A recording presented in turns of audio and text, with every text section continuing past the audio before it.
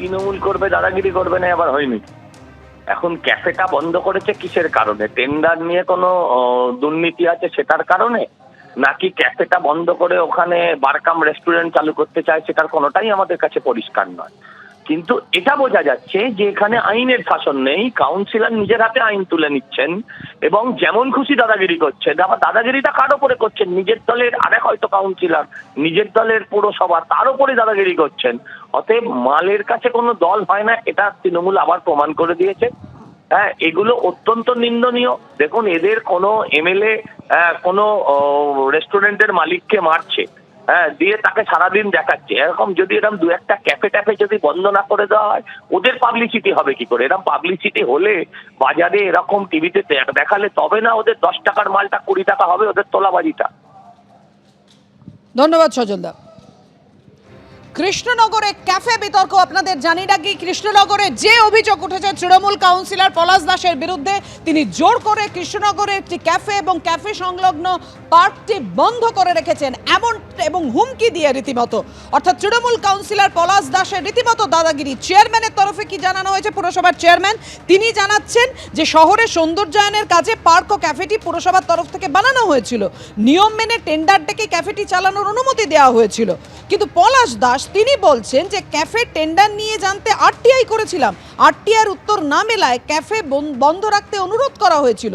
অর্থাৎ তার বিরুদ্ধে যে অভিযোগ উঠেছে সেই অভিযোগ সম্পূর্ণ অস্বীকার করে উল্টো আরটিআইয়ের যুক্তি দেখাচ্ছেন তৃণমূল কাউন্সিলর পলাশ দাস।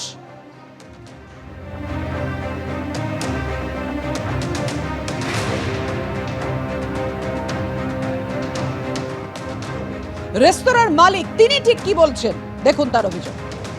সেদিনকার আমি তো উপস্থিত ছিলাম না, আমার কর্মচারী উপস্থিত ছিল এবং আমার বন্ধুর বাবা ক্যাফেটা রানিং চালাচ্ছিল। বিকেলবেলা এসে 40-50 জন ছেলে মানে হই হট্টগোল করে এবং ক্যাফেটা ভেঙে দেওয়ার হুমকি দেয় এবং ক্যাফেটি বন্ধ করে দেন।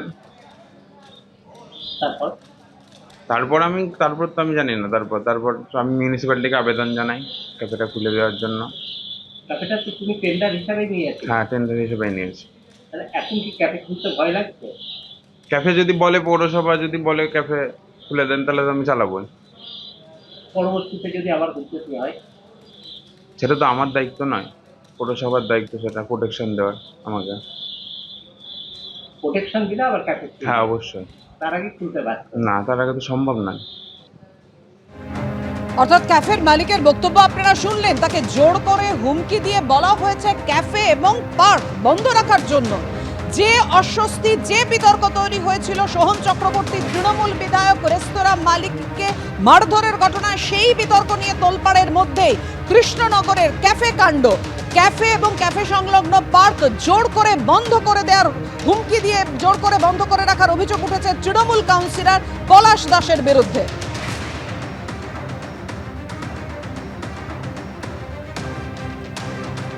কৃষ্ণনগর পুরসভার চেয়ারম্যান রীতা দাস জানিয়েছেন শহরের সৌন্দর্যায়নের কাজে পার্ক ও ক্যাফেটি পুরসভার তরফ থেকে বানানো হয়েছিল, নিয়ম মেনে টেন্ডার ডেকে ক্যাফেটি চালানোর অনুমতি দেওয়া হয়েছিল।